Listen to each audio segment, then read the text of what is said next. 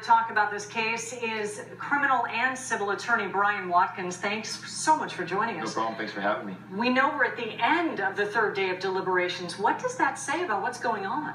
Well, this is a murder case, and juries take that very serious because people's lives are at stake here. And what's most likely happening is the jury is trying to dissect which each individual's role was in that murder. It's unusual that they are taking this long because it's not a whodunit case. I mean, they all agree that they were involved in some way, shape, or form.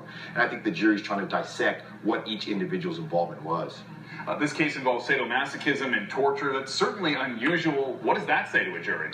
Well, it's a tough defense, to say that, oh, I'm a sex slave, because in reality, there's no such thing as a sex slave, okay? That's role playing. And to tell a jury that I had to stay in character during this event is going to be a tough sell for the jury.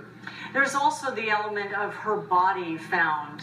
That just speaks so loudly to a jury, and then they're able to actually really tell what happened to her and what they did. How does that affect things? I mean, that's going to tug on a jury's heart. I mean, when you have what they consider a depraved heart, that you can do something to someone so cruel and show such cruelty, that helps the jury come up with a guilty verdict. They want to see justice for the family of the woman who suffered such pain and underwent that torture. They're going to want to see some justice, and they're going to want to convict.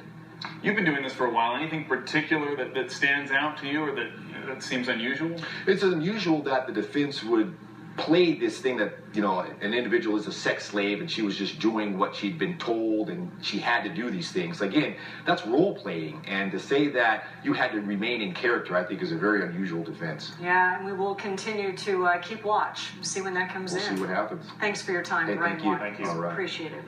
When